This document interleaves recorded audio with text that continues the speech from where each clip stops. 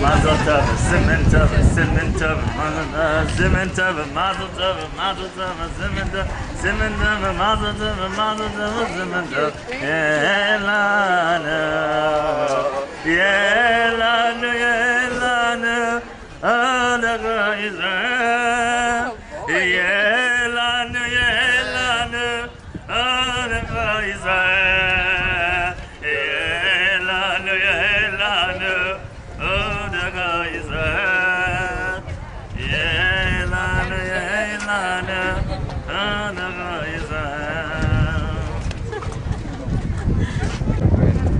Really appropriate stuff.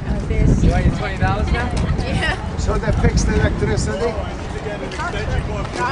Oh, wow. The musicians A lot of here. poor What is people this? gonna be Aaron, you're right there. Nice ring, Aaron. Oh, Julie, how's it feel?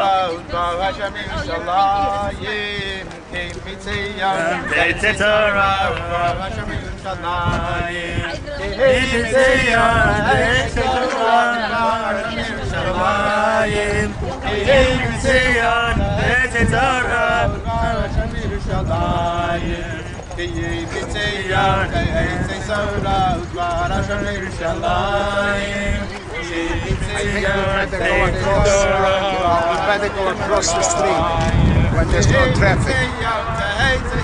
Wait, wait.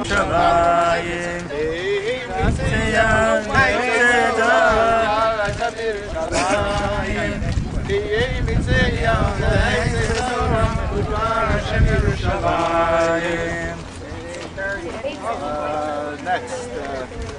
Yeah. Well, no, because I think they've closed so much stuff. Careful.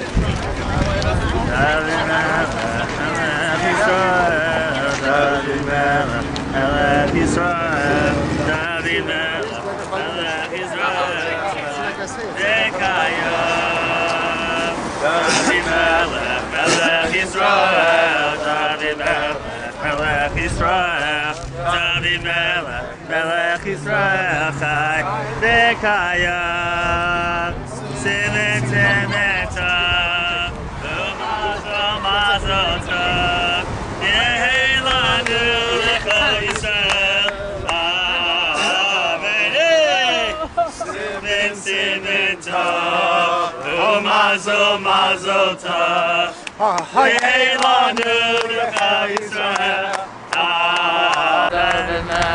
Melech Yisrael Chai Dekaya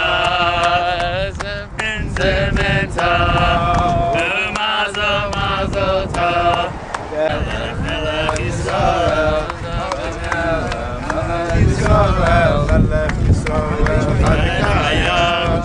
David Melech Melech Yisrael David Melech Melech Yisrael Chai Dekaya Zementa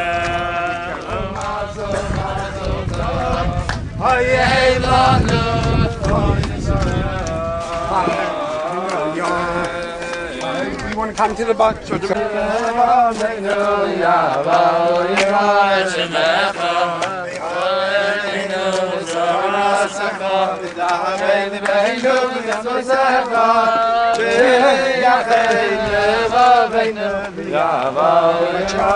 Money. Go inside, get it.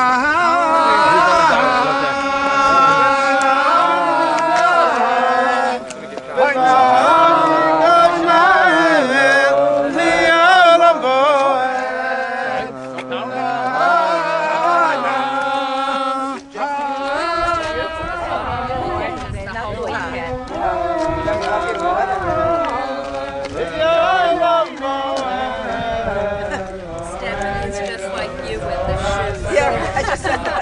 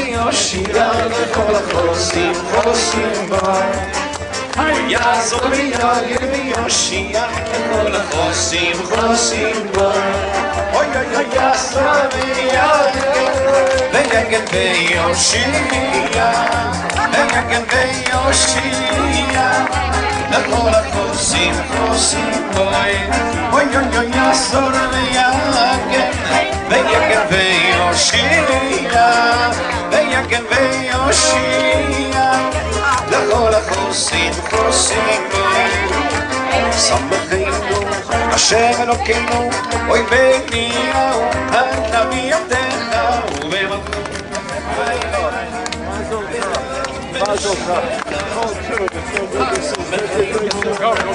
Go get my kids.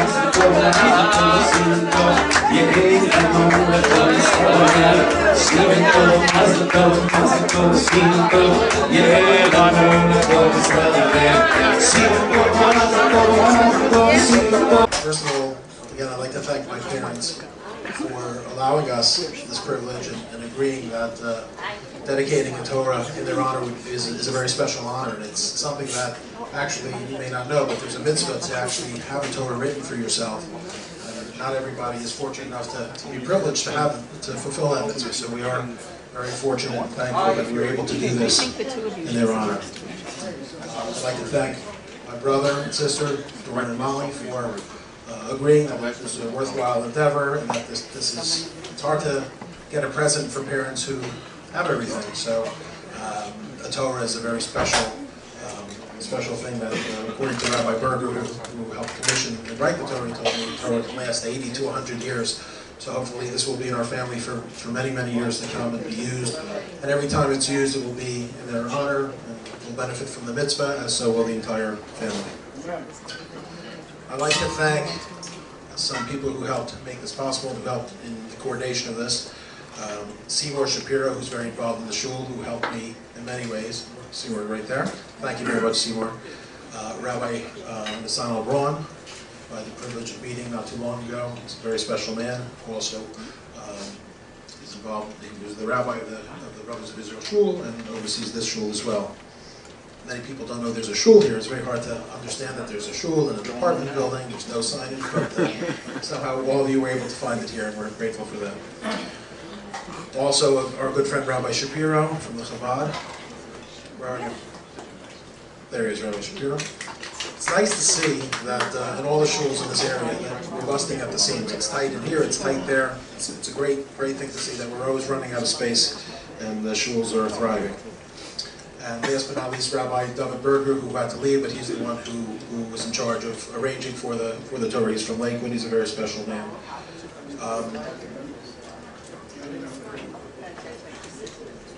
One thing I'd like to say about the Torah is when the Torah goes back to the time it was given. The Torah doesn't change, and the words in the Torah are extremely special. They're the book we live by. And if you think about it, we read the Torah week after week, year after year. We daven, say the same thing, 3 times a day, say the same thing on the holidays. But what we really have to get out of the Torah and the davening is that we changed. The Torah doesn't change, the Siddur doesn't change, it's our life experiences that change. And as we grow and mature and have life experiences, we can relate them to different lessons from the Torah. And maybe we didn't have an appreciation for it at a younger age, but as we grow up, we're able to realize the insight and the specialness of a particular story or lesson. So it's very special to be able to continue our Jewish tradition of reading the Torah and being part of the Jewish history. One last thing I'd like to say, we debated whether we should postpone this event because, as many of you know, my uncle, my mother's brother, was involved in an accident on July 1st. And we didn't know, if he would make it and how he'd do. And thank God he's doing better. It's a slow and steady process. But in Jewish custom, you have to be grateful for the good things. And we don't postpone a special event because of something that was not so fortunate. So we have to hope that the dedication of this Torah will also be for his benefit, and that he should have a refuah shalem and continue to get better each and every day, and benefit from this Torah that I'm sure will be used for mitzvahs, and he should benefit from it. I'd like to take this opportunity to call up Rabbi Braun to say a few words. A big mazel tov to the Teifel family, the Schwartz family, and everyone who's here. It's really a very, very special and wonderful occasion. As Carrie mentioned, not many have the opportunity to do so, but to have a Sefer Torah written and to complete it is a unique opportunity, a special moment, and we are certainly privileged here at the Shul to be the recipients of the Torah. We look forward to using it for many Shabbatot, for many, many years. It's a privilege for us to have it, and we certainly will. We'll enjoy using it week in and week out. I'll share with you a story that was told to me as a true story. I can't verify it, but there is truth in the story. The story is about a palace in India that was built a few centuries ago.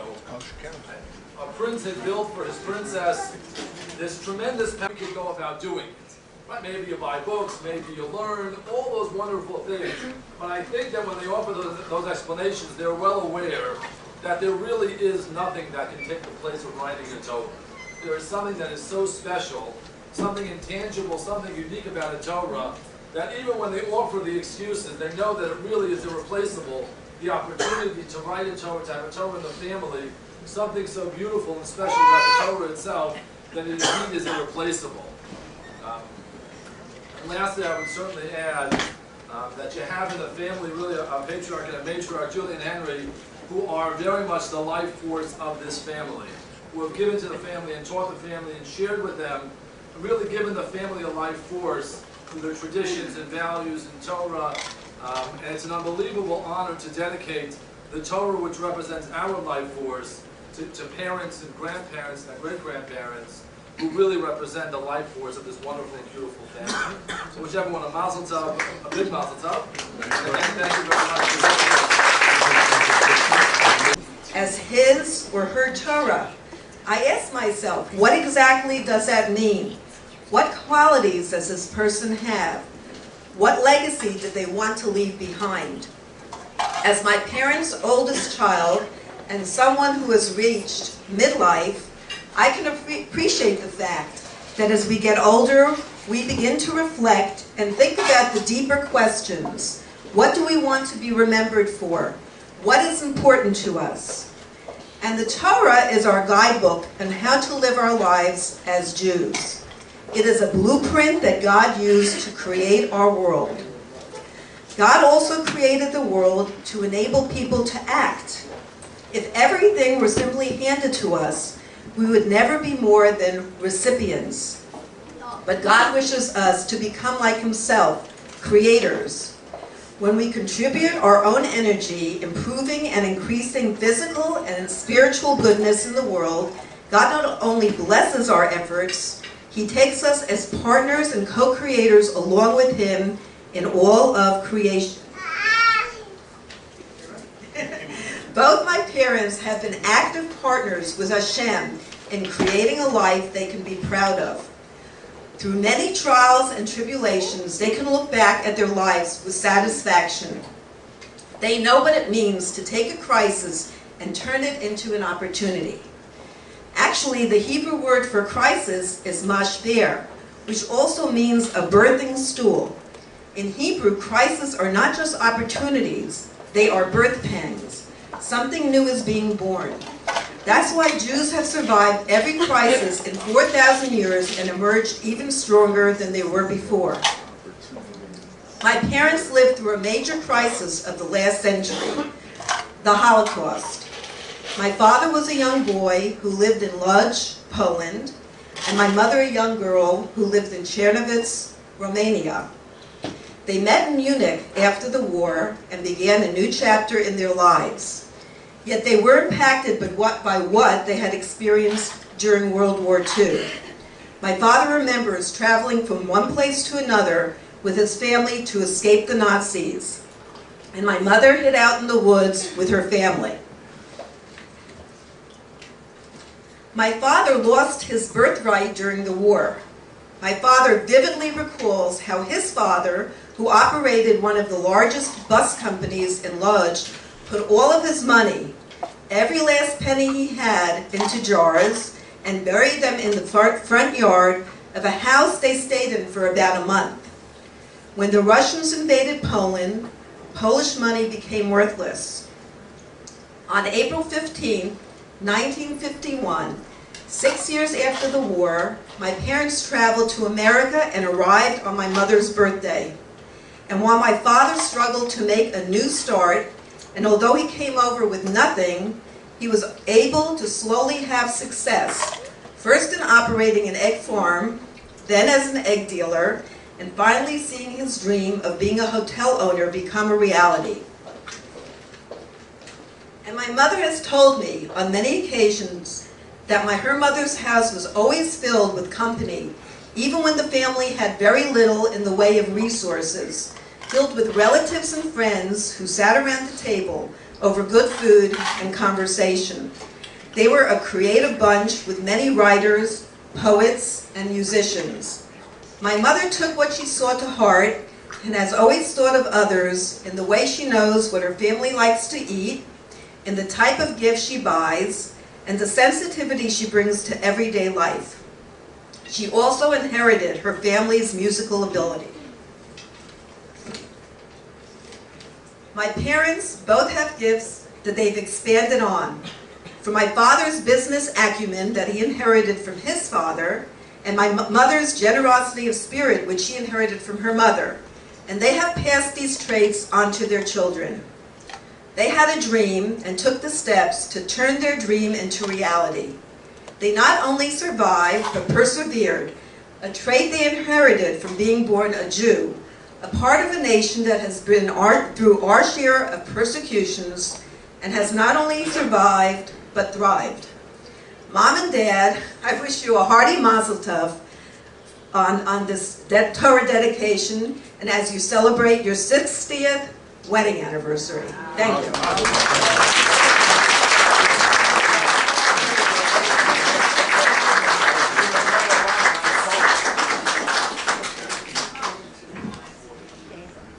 Wow, that was very good, Molly. My younger brother, that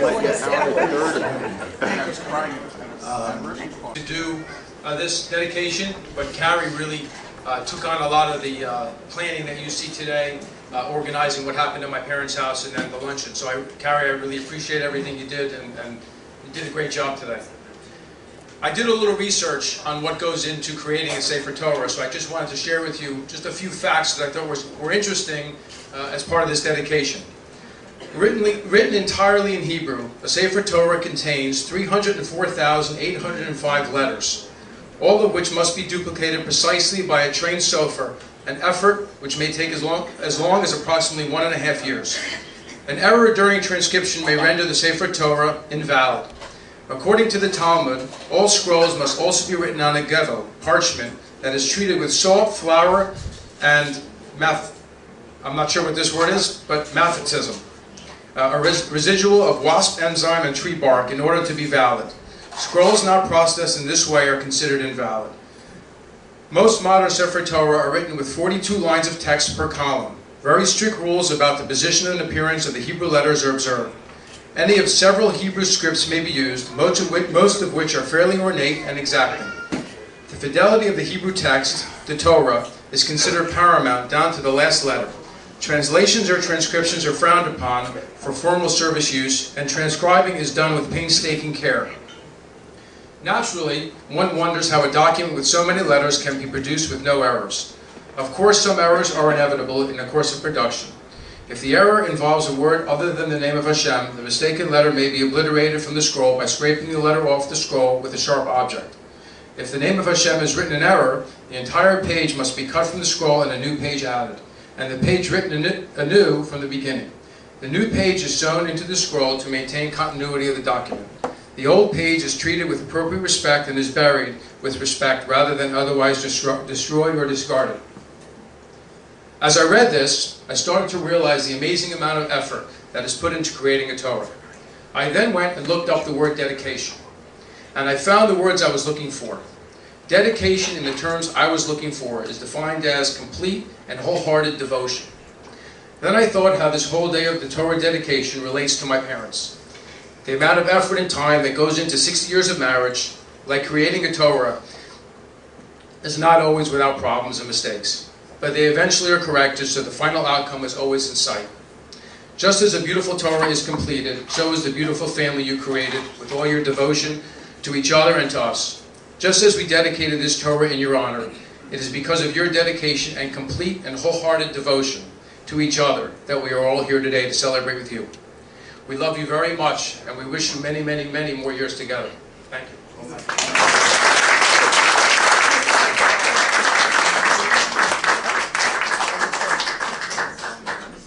On the speech, so she was going to say something. This is a first. And I hope you will understand, despite of my accent. We are very blessed. Henry and I are so blessed. We want to thank our children, Marley and Steve, Julie and Doran, Fran and Carrie, for dedicating this Torah in our honor.